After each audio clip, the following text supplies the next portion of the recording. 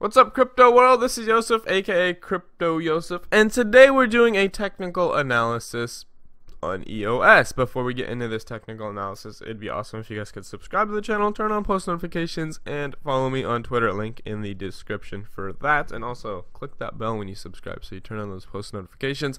Now let's go ahead and get into this technical analysis on EOS. So we're looking at it, EOS BTC 4-hour chart. And what I have drawn out here is this pitchfork. That's what this new thing is that you guys have probably never seen on my channel. It pretty much looks for technical swings, and you guys can look up. There's a lot of people who can teach you how to use a pitchfork. I might make a video soon because I know I'm implementing something new to my YouTube videos. So I've been trying to feed it to you guys as basic as possible, but sometimes I want to teach you guys some new things. So we're gonna start implementing this into the TAs on YouTube, and I'll slowly teach it to you guys as well. But for now, I guess I'll just cover it up. But all I want to point out is it's pretty much at the bottom of the 2 on the pitchfork. So let me go ahead and just hide this for now. But that's something that I'll teach you guys later. I was using that earlier. But okay, let's get into the technical analysis. I have the E waves drawn out here, and I have a channel that I've drawn out here. We'll have to see how it holds here. But with this all being said, I'm going to look at where we are right now. Who cares about my old LA waves? Let's look at the count that I got going on here. So I got the ABC correction pattern going on right here. And the C could actually extend a little bit lower to this 62, pretty much, the 0.6218. It could extend down here within that golden ratio zone, and it's completely possible for it to try to tap this with a wick, or maybe it'll even go down to that real ugly 200-day moving average. Probably not gonna happen. I completely disagree with that. I don't think it's gonna go here, but this is a possibility, not what I see happening. I see this being the bottom of this C wave count and the D, the wave 4 LA wave 4 count going on here. I see that being the bottom, and that makes perfect sense within Fibonacci and Elliott wave theory. And then where are we going next? Well, with this bounce being said, you might see some resistance here, right? And this makes sense too anyways, because it's the 0.78%. But where I think this next run up is going to take us is within this range. Of course, there might be some swings and bounces within it, but this is the range that I think we're going to be seeing, and this is probably the more moderate, considerable swing on what we're about to see with this trend change.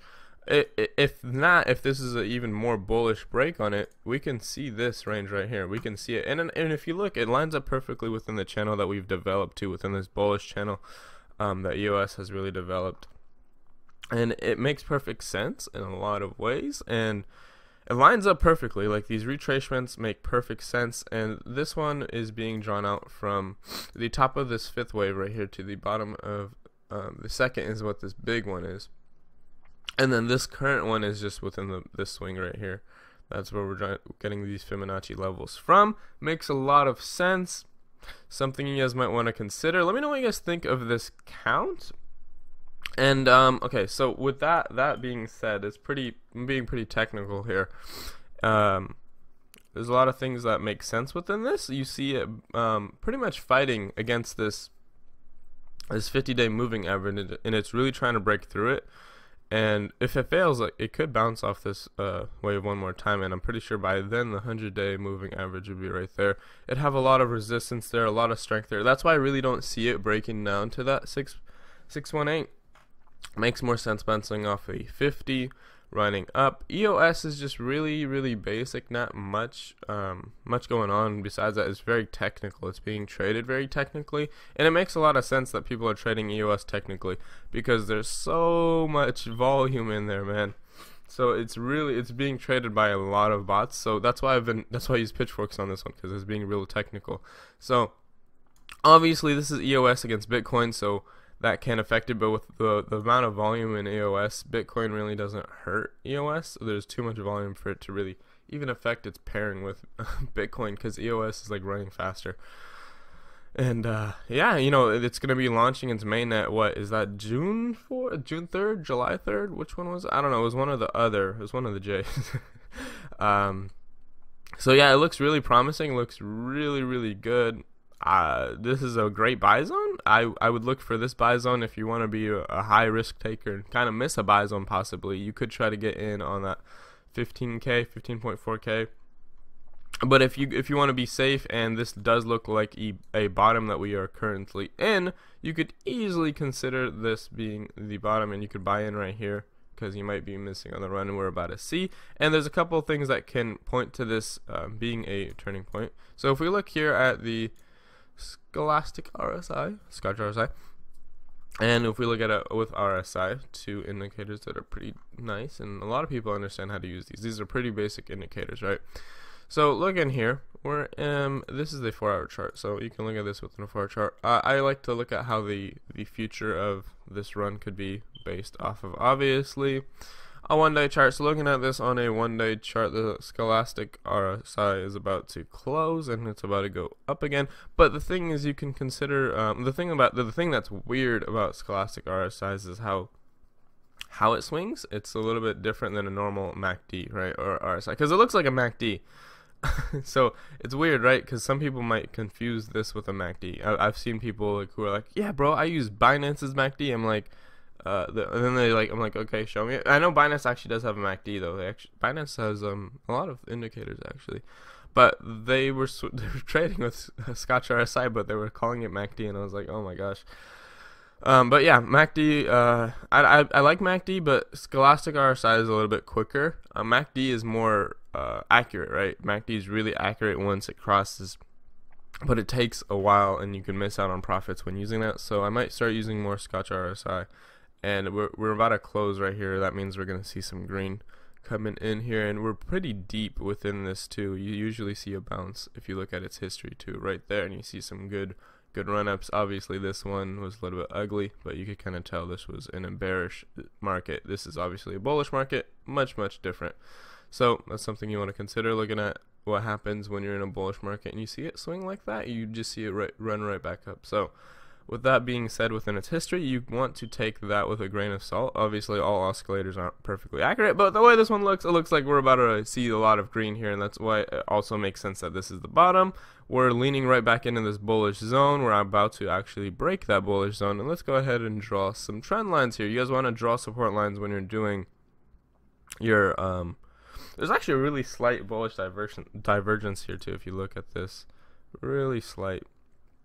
So that's pretty nice. And with that being said, we're bouncing right back into this bullish zone. So the bullish zone is right here. If RSI, anything above 60 or 58, I like to say 58, because sometimes it's smarter to buy in with it right before entering the bullish zone, so I call it 58. But anywhere within this range is bullish, so everything above here is considered bullish, and anything below 40 is obviously bearish. So with it being within this range, and then neutrals like 50 to 40 or 60, below 60, so that this range right here till 40 is the neutral zone. And it looks really promising. We're bouncing right back into this bullish zone, and obviously EOS has been one of the bullish-ish cryptos. I mean, if you look, it said it's at its all-time high. Like right now, if you're buying it, it's already above its all-time high, and the all-time high was set back in January. So EOS is looking really bullish, and it's gonna look to set another all-time high here, probably around 29K. So that's where I would look to buy or to sell your EOS. Obviously, it could easily just run up here, and we could see a 35K EOS. Really possible. What kind of gains are we looking at? Some significant ones. So if you were to buy here, run up to here, you're looking at about 70% gains. You were to buy here, have it run up to here, you're looking at 100% gains. So EOS is really profitable right now, and I'm going to be making an icon technical analysis after this. But for those of you who are wondering about icon, I moved out of my icon. I'm going to get back in there at 4,057 Satoshi, and it's gonna be great. There's gonna be a huge run up on icon. It just EOS looks better too anyway, so I moved my icon out of there. I put it in Binance and EOS, and I'm gonna put some into mod. Mod actually looks good. But this is the end of the EOS technical analysis. Let's actually look at mod before I end this and what it's doing. Oh yeah, that's a good buy zone right there. It's about that's nice. Okay. Hopefully it holds there though, because Bitcoin might run soon. But yeah, hopefully you guys did enjoy this technical analysis, and I will definitely see you guys in like an hour because I'm gonna upload my icon technical analysis soon.